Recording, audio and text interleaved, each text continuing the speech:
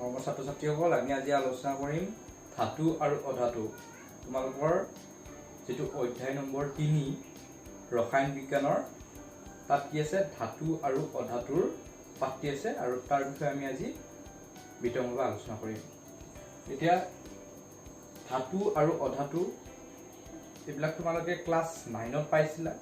এখন পৰ্যায়বৃত্ত তালিকাত কি হয় তাৰ বাওফালে আমি দেখিবলৈ পাইছিলো ধাতুবিলাক আছে আৰু সোঁফালে অধাতু আছিল, তাৰ মাজতে কেইটামান কি আছিল ধাতু গল্প আছিল। আৰু এতিয়া আমি প্ৰথমে এই ধাতু আৰু অধাতুৰ যে ফিজিক্যাল প্ৰপাৰ্টিজ আছে সেইবিলাকৰ বিষয়ে আলোচনা কৰিম। ধাতুৰ ফিজিক্যাল প্ৰপাৰ্টি মানে হ'ল ধাতুৰ ভৌতিক ধৰ্ম। এতিয়া ধৰ্মসমূহ আমি সাধাৰণতে কি পাইছিলো দুই প্ৰকাৰৰ পাইছিলো, এটা হ'ল ভৌতিক ধৰ্ম আৰু এটা ৰাসায়নিক ধৰ্ম। এই ভৌতিক ধৰ্মটোকে ইংৰাজীত কি কোৱা হয় ফিজিক্যাল প্ৰপাৰ্টিজ আৰু ৰাসায়নিক ধৰ্মটোক কোৱা হয় কেমিক্যাল প্ৰপাৰ্টিজ। ধাতুৰ প্ৰথমতে আমি আলোচনা কৰিম ভৌতিক ধৰ্ম।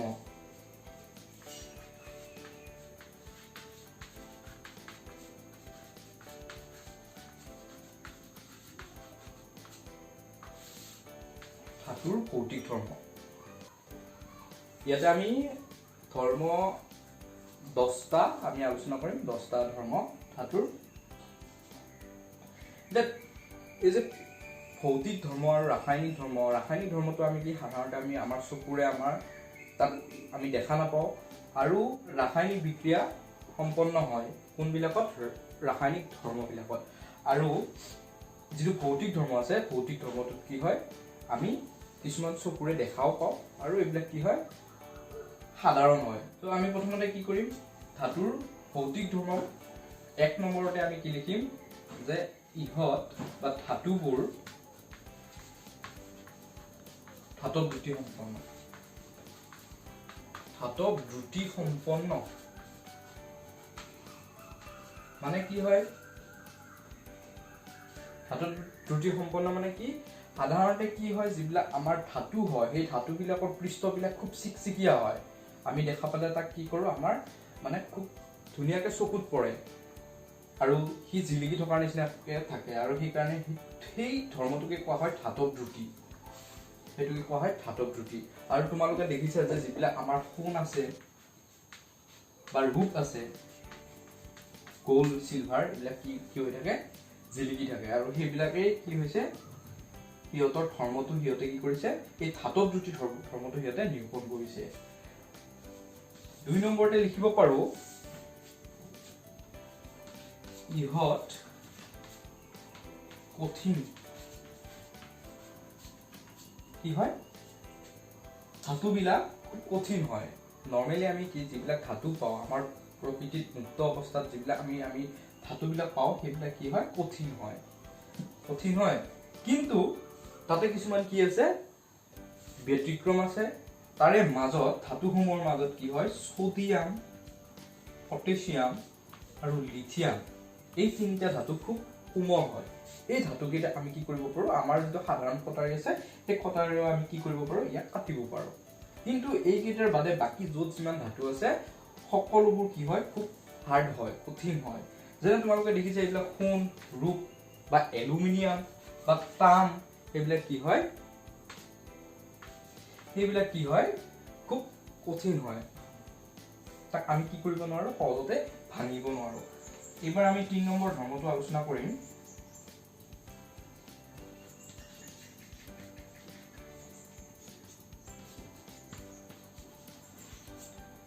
অৱস্থা। অৰ্থাৎ আমি আগতে পাইছিলো পদাৰ্থৰ অৱস্থা কেই ধৰণৰ থাকে 3 ধৰণৰ থাকে, গোটা, জুলীয়া আৰু গেছীয়। এই গোটা, জুলীয়া, গেছীয়ৰ কোনটো অৱস্থাত থাকে ধাতুবিলাক গোটা অৱস্থাটোত ধাতুবিলাক থাকে। অৰ্থাৎ ধাতুবিলাক আমি কি কৰো আমি গোটা অৱস্থাত পাওঁ। কিন্তু তাৰে মাজত কিছুমান কি আছে খালি এটা এনেকুৱা ধাতু আছে যিটো কি হয় আমি জুলীয়া ষ্টেটত পাওঁ অৰ্থাৎ লিকুইড ষ্টেটত পাওঁ। সেইটো হৈছে পাৰা, যাক আমি ইংৰাজীত কি কওঁ মাৰ্কাৰী বুলি কওঁ। আৰু পাৰা ধাতুটো কি আছে একমাত্ৰ ধাতু যিটোৱে কি কৰে জুলীয়া অৱস্থাত থাকে। এতিয়া একেবাৰে প্ৰশ্ন আহিব পাৰে যে জুলীয়া ধাতুবিধৰ নাম কি, তেতিয়া আমি লিখিব লাগিব কি পাৰা। 4 নম্বৰতে আহিব ঘাত সহনীয়তা, যাক মেলিবিলিটি বুলি কোৱা হয় ইংৰাজীত। ঘাত সহনীয়তাটো কাৰ আছে? এই গুণটো কাৰ আছে? ধাতুৰ আছে। এতিয়া প্ৰশ্ন হ'ল যে ঘাত সহনীয়তা বস্তু কি? ঘাত সহনীয়তা মানে হ'ল যে ধাতুবিলাকক আমি কোবাই কি কৰিব পাৰোঁ, একদম চেপেটা অৱস্থালৈ নিব পাৰোঁ। আৰু এই ধাতু কোবাই পেলাই আমি কি কৰোঁ, চেপেটা কৰোঁ, আৰু এই চেপেটা হোৱা ধৰ্মটোকে কি বুলি কোৱা হয়? ঘাত সহনীয়তা বুলি কোৱা হয়। যেনে ধৰা এলুমিনিয়াম,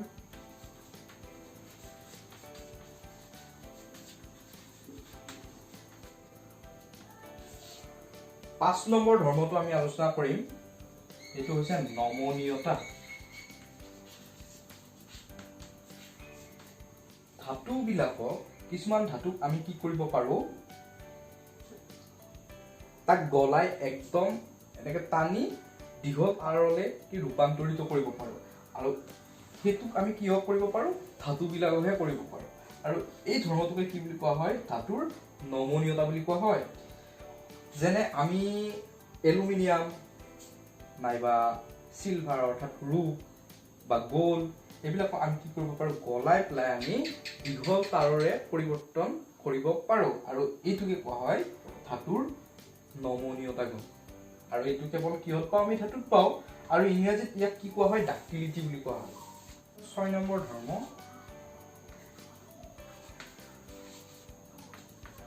বিদ্যুৎ আৰু তাপৰ পৰিবাহী,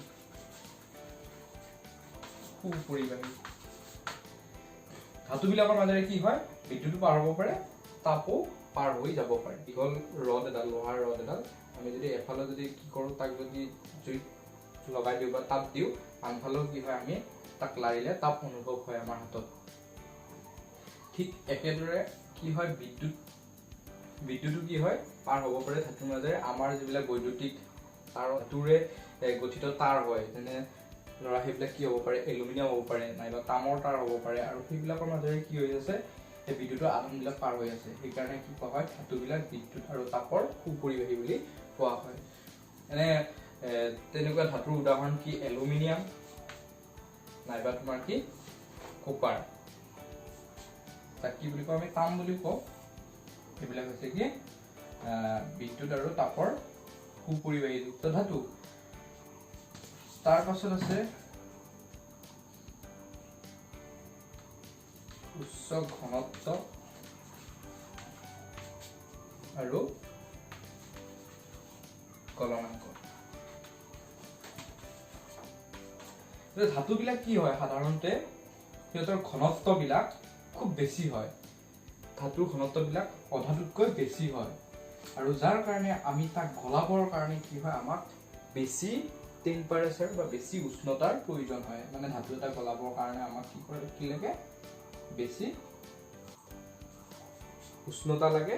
সেইকাৰণে ধাতুৰ গলনাংক অতি উচ্চ বুলি কোৱা হয়। যেনে ধৰা আমি লো নাইবা আমি যদি ৰূপ, এইবিলাকক যদি আমি গলাব লগা হয়, তাক আমি প্ৰচুৰ পৰিমাণে কি দিব লাগে? টেম্পাৰেচাৰ দিব লাগে। এইটো হৈছে ধাতুৰ 7 নম্বৰ ধৰ্ম। আমি এবাৰ 8 নম্বৰ ধৰ্মটো আলোচনা কৰিম, যে ইহঁতৰ অক্সাইডে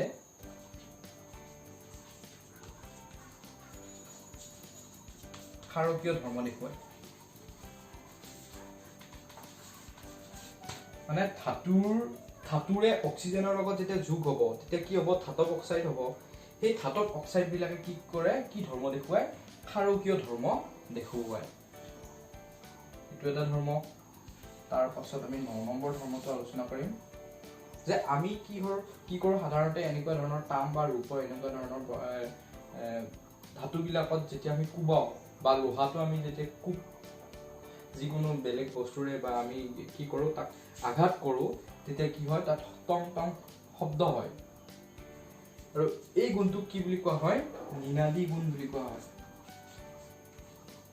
নিনাদী গুণ। অক্সনোৰাছ বুলি কয় ইংৰাজীত নিনাদি গুণ। এইটো হৈছে এটা ধাতুৰ গুণ।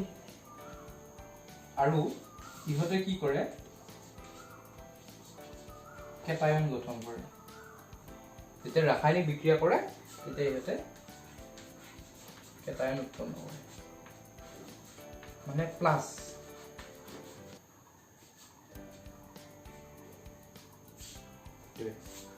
এইকেইটা আছিল আমাৰ ধাতুৰ ভৌতিক ধৰ্ম।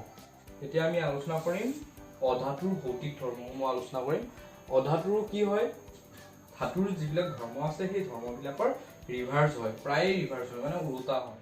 আলোচনা কৰিম অধাতুৰ ভৌতিক ধৰ্মসমূহ। নাম্বাৰ 1, আগতে আমি কি কৈছিলো, ধাতুৰ প্ৰথম ধৰ্মটো আমি কি পাইছিলো, ইহঁত ধাতৱ দ্বিতীয় সম্পন্ন বুলি কৈছিলো। ইহঁত কিন্তু অধাতু বিলাক কি হয়, ধাতৱ দ্বিতীয় সম্পন্ন নহয়, ধাতৱ দ্বিতীয় নহয়। কিন্তু ব্যতিক্ৰম কি, আয়োডিন। আয়োডিনটো কি হয়, আয়োডিনৰ বাদে ধাতু অধাতু সমূহে কি নকৰে, ধাতৱ দ্বিতীয় ধৰ্মটো নেদেখুৱায়। 2 নম্বৰ, ইহঁত কোমল। এতিয়া ইয়াত যেনেকে মই কি পাইছিলো, এটা এক্সেপশ্যনেল পাইছিলো, অলপ ব্যতিক্ৰম পাইছিলো আয়োডিনটো, ঠিক তেনেদৰে ইয়াত এটা ব্যতিক্ৰম আছে যে কি, ডায়মণ্ড। ডায়মণ্ডটো কি হয়, কঠিন হয়। আমি জানো যে ডায়মণ্ড বিলাক অৰ্থাৎ হীৰা, ডায়মণ্ড মানে কি হীৰা, হীৰাটো কি হয়, খুব কঠিন হয়। কিন্তু আকৌ হীৰাটো এটা কি, কিহত পৰি আছে, সি অধাতুত পৰি আছে। অধাতু মানে কি, যিটো কাৰ্বন হয় সেই কাৰ্বনৰ এটা ৰূপ হয়। এতিয়া 3 নম্বৰ ধৰ্মটো চাম, ইহঁত গোটা বা গেছীয়।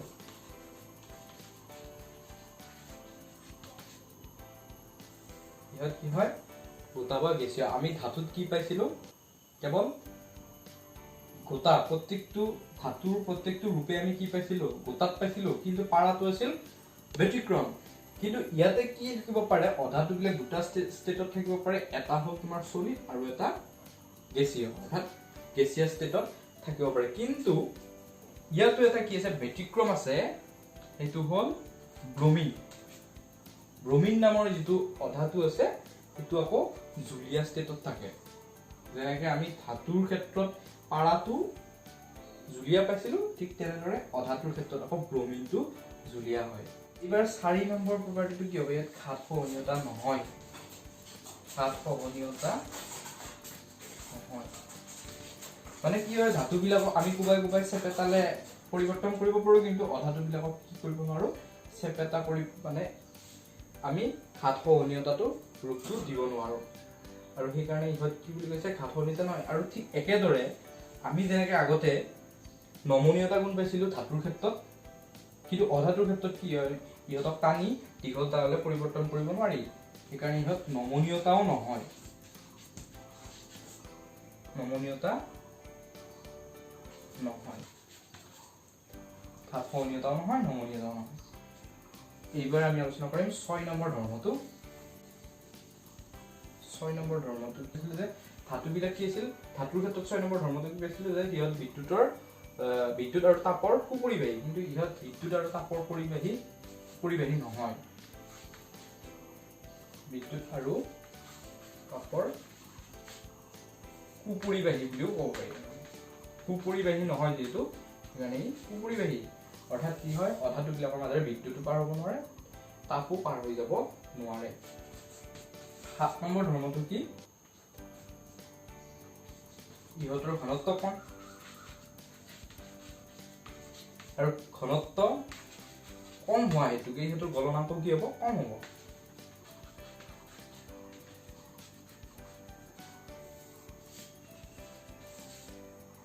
আঠ নম্বৰ ধৰ্মটো আমি কি কম,